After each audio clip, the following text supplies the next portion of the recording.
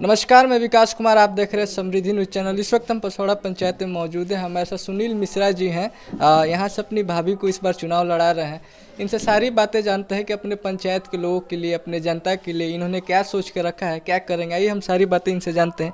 इनके बारे में हम बता दें आपको, सामाजिक व्यक्ति हैं, कर्मठ व्यक्ति हैं और हमेशा समाज के विकास के लिए, हमेशा एक दूसरे के साथ सहयोग के लिए हमेशा लगे रहते हैं, हमेशा विकास के लिए आगे आते रहते हैं। आइए हम सारी बातें इनसे जानते हैं कि इस बार अपने पंचायत की जनता के लिए इन्होंने क्या सोच कर रखा है, क्या करेंगे, सारी बातें हम जानते हैं। नमस्कार सर, स्वागत है। सबसे पहले तो समृद्धि न्यूज़ के चैनल के सारे दर्शकों को मेरा नमस्कार, प्रणाम।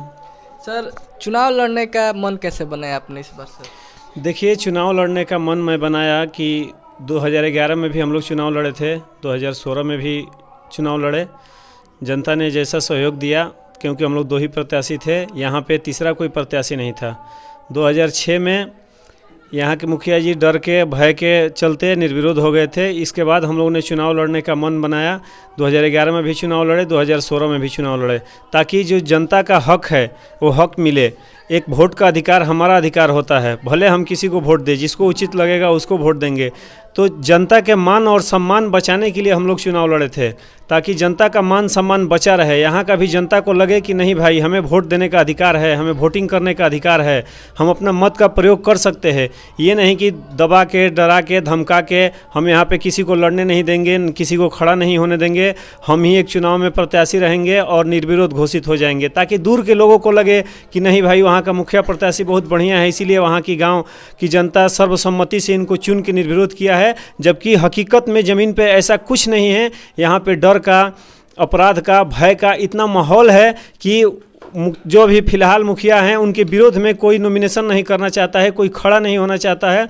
इसके वजह से हम लोग मुख्य मुद्दा यही था कि मुखिया को हम लोग निर्विरोध नहीं होने देंगे। जो लोगों का अधिकार है, उनको अधिकार, उनका हक हम लोग दे के रहेंगे। सर, अगर यहाँ की जनता आपको जिताती है तो सर क्या सोच कर रखें आप, क्या कितना विकास करेंगे? देखिए, यहाँ की जो जनता जिताती हैं, तो आप लोग सोनबरसा बाज़ार से सीधे आए होंगे, गाड़ी से आए होंगे या पैदल आए होंगे, इस गांव को देखे होंगे कि हमारी गाड़ी कैसे रोड पे चल रही है, या यहाँ का नली गली है, यहाँ का रोड है, उसका विकास कैसे हुआ है। विकास के नाम पे बिल्कुल जीरो ग्राउंड है यहाँ पे। पेपर पे तो सब विकास हुआ है, पेपर पे सब पैसा पास हो गया है, पेपर पे पूरा फंड पास हो गया है, लेकिन ज़मीन पे यहाँ पे कुछ भी काम नहीं हुआ है। ज़मीन पे बिल्कुल ना के बराबर यहाँ पे काम हुआ है। और काम ना के बराबर का कारण भी है कि हर जगह पे पक्ष और विपक्ष दोनों होना चाहिए। यदि सत्ता पक्ष है तो विपक्ष भी होना चाहिए। यदि मैं ही मुखिया प्रत्याशी हूँ और मैं काम करा रहा हूँ या कुछ ऐसा कर रहा हूँ, तो मेरा भी विरोध होना चाहिए कि नहीं भाई, यहाँ पे आप सही काम करवा रहे हैं या गलत काम करवा रहे हैं। यदि हम गलत काम करवा रहे हैं तो वहाँ पे हमारा विरोध होना चाहिए। लोगों को हमारा विरोध करना चाहिए कि यहाँ पे आप गलत कर रहे हैं, तभी हमको लगेगा। ऐसे तो अपने मन से सब सही रहता है, लेकिन जहाँ पे सत्ता पक्ष और विपक्ष दोनों रहती है, वहाँ की सरकार अच्छी चलती है या वहाँ का काम अच्छा होता है। लेकिन यहाँ के तो हमारे मुखिया जी बाहुबली बोलिए, अपराधी बोलिए, या आधा खानदान, पूरा खानदान जेल में अभी तक भी। बाप 12 साल से है, बेटा कोई 5 साल से है, कोई 6 साल से है। जेल का ही उनका अपना एक घर हो गया है। ये तो दिखावे का एक घर है, इनका असली घर तो जेल है। मुखिया का चुनाव लड़ना और जीतना तो एक मकसद है कि हमारा आमदनी का रास्ता बना रहे, ताकि घर से लेके जेल तक हमारा पूरा रोजी रोटी खर्चा चलता रहे। सबसे वो है मुखिया जी का कि अपना एक पेशा हो गया है। एक नहीं होता है कि हमारा लड़का नौकरी कर जाएगा, नौकरी पकड़ लेगा तो हमारे घर का विकास होगा, या वो जाके बॉर्डर पे लड़ेगा, या हमारे मातृभूमि की रक्षा करेगा। लेकिन यहाँ पे ये नहीं है। विकास की तो बात बस जब मुखिया का चुनाव आता है तो 2 महीने पहले चालू होता है कि हम पंचायत में विकास करेंगे, ये करेंगे, इस बार भर हमको आप लोग जिता के देख लीजिए, अगली बार से ऐसा गलती नहीं होगा। बस लोगों को भरमा के, जो अब इनके कहने से भरम में पड़ जाता है वो तो ठीक है। यदि भरम में नहीं पड़ता है तो डरा के, धमका के कि हम ये कर देंगे, वो कर देंगे, आपका ये करके, और लोगों को डरा धमका के यहाँ पे बस वोटिंग कराया जाता है। सर, बात करें शिक्षा को लेकर तो पंचायत में शिक्षा की स्थिति क्या है, और आप आते हैं तो क्या बदलाव करेंगे सर? देखिए, पंचायत में शिक्षा का जो है ना, हमारे गाँव से पढ़ा लिखा लोग दूसरे गाँव में बहुत कम मिलते थे। हमारे ही गाँव के एक माननीय देवेंद्र मिश्रा जी थे, जो पटना यूनिवर्सिटी में थे, हमारे ही गांव के स्वर्गीय रामगिरी मिश्रा जी थे जो हमारे हाई स्कूल का नाम रोशन किए थे और हमारे हाई स्कूल का सबसे फर्स्ट प्रधानाध्यापक थे।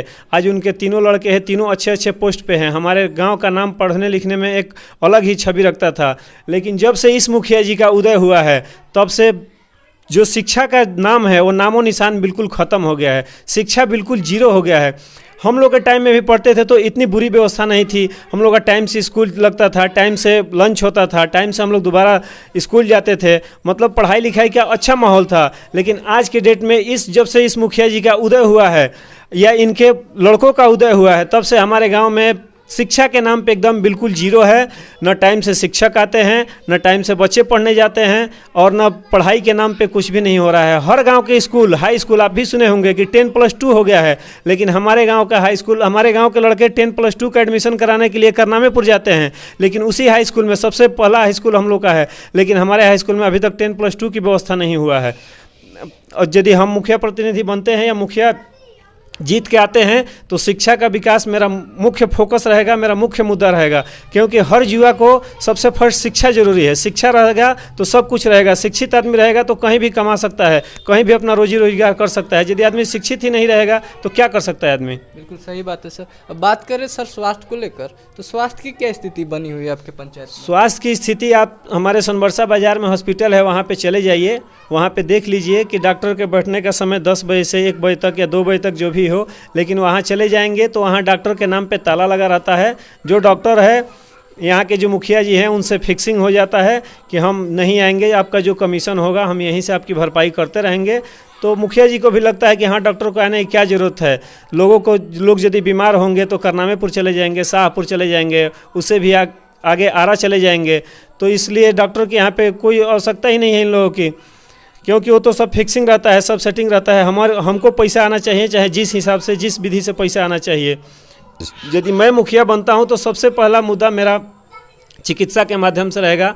डॉक्टर से अनुरोध करूंगा, डॉक्टर से नहीं मानेंगे डीएम साहब के पास जाऊंगा, डीएम साहब नहीं मानेंगे नीतीश कुमार के जनता दरबार में जाकर अपनी फरियाद लगाऊंगा। अपनी जनता के लिए कुछ भी करने को तैयार रहूँगा, ताकि हमारे यहाँ शिक्षा का और चिकित्सा का सबसे ज़रूरी चीज़ चिकित्सा और शिक्षा, ये दोनों हैं। इस दोनों चीज़ पे पहला फोकस रहेगा कि यहाँ के लोग का कम से कम फर्स्ट ट्रीटमेंट तो हमारे यहाँ सोनबरसा बाज़ार पे मिल जाए। यदि ज़्यादा कोई दिक्कत है तो आगे शाहपुर है, आरा है, तो आगे हर कोई व्यवस्था है। लेकिन हमारे गांव में चिकित्सा के नाम पे एकदम जीरो ग्राउंड है। हॉस्पिटल तो है लेकिन ना वहाँ पे डॉक्टर आते हैं और ना मरीज जाते हैं। जब डॉक्टर ही नहीं आएंगे तो मरीज वहाँ पे किस लिए जाएंगे। बिल्कुल निश्चित तौर से सही बात आपने कही है। जब वहाँ पर इलाज करने ही वाला नहीं होगा तो इलाज कहाँ से होगा। बात करें सर युवाओं के लिए, अगर आप मुखिया बनते हैं तो बहुत सारी जिम्मेदारियाँ आप पे आएंगी, तो सर युवाओं के लिए आपकी क्या सोच है अपने पंचायत की? देखिए, मुखिया बनते हैं तो स्वाभाविक है कि जिम्मेदारियाँ आएगी, इसीलिए लोग चुन के हमें मुखिया बनाएंगे कि नहीं भाई, हम एक युवा प्रतिनिधि को, पढ़े लिखे आदमी को मुखिया बना रहा हूँ। तो यदि आप पढ़े लिखे आदमी को मुखिया बनाएंगे तो पढ़ाई लिखाई के बारे में सोचेगा। यदि एक अपराधी को मुखिया बनाएंगे तो सबसे पहले अपने अपराधीकरण के बारे में सोचेगा कि हमारा अपराध किस स्तर पे बढ़े। और यदि एक पढ़े लिखे युवा को आप मुखिया बनाएंगे तो पढ़ाई लिखाई के बारे में सोचेगा। यदि हम मुखिया बन के जीत के आते हैं तो सबसे पहला फोकस मेरा रहेगा कि नहीं, जो भी हमारे नौजवान युवा है जो अभी पढ़ाई कर रहे हैं या पढ़ के आगे बढ़ना चाहते हैं, उनके लिए पढ़ाई की अच्छी व्यवस्था हो, उनके खेल कूद के लिए अच्छे मैदान हो, उनके पढ़ने के लिए सुचारू रूप से टीचर आए। उनसे आग्रह करूंगा, उनके गार्जियन से, कि अभी अपने बच्चे को भेजिए स्कूल में, अच्छा पढ़ाई लिखाई हो रही है, अच्छी व्यवस्था है और उनके पढ़ाई लिखाई का हम कार्य आगे बढ़ाएंगे। सर बात करें, जो भी दर्शक इस वक्त आपके पंचायत को आपको देख रहे हैं, क्या कहना चाहेंगे सर अपने दर्शकों से? अपने दर्शकों से यही कहना चाहूँगा कि बहुत आप लोग अत्याचार सह लिए, इस अत्याचार को बदलिए, अपने अंदर हिम्मत लाइए, जुनून लाइए और इस जुनून को आगे बढ़ाइए। एक अच्छे प्रत्याशी को चुनिए ताकि आपके पंचायत का विकास हो सके। बिल्कुल निश्चित तौर से अच्छे व्यक्ति हैं और सामाजिक व्यक्ति हैं और कर्मठ हैं, युवा हैं और युवाओं की सोच अलग होती है, उनका एक अलग जज्बात होता है, अलग काम करने की ऊर्जा होती है। तो युवाओं को, लोगों को चुनना चाहिए। और बता दें कि इस बार जितने भी चुनाव हुए हैं, आंकड़े यही बताते हैं कि अभी तक जहां चुनाव हुए हैं लोगों ने नए चेहरे को ही जगह दी है। तो इस पंचायत में भी देखना होगा कि पंचायत के लोगों ने क्या फैसला किया है, क्या करेंगे। चूँकि पंचायत में अगर बदलाव करेंगे, चूँकि मुखिया अच्छी तरह से काम नहीं करेंगे तो लोग निश्चित तौर से बदलाव करेंगे। तो इस पंचायत में भी देखना होगा कि क्या बदलाव होता है, क्या लोग अपने अंदर जागरूक होते हैं, क्या लोग अपना प्रत्याशी बदलते हैं, ये तो समय बताएगा। मैं विकास कुमार, कैमरा पर्सन अभिषेक पंडित के साथ, धन्यवाद।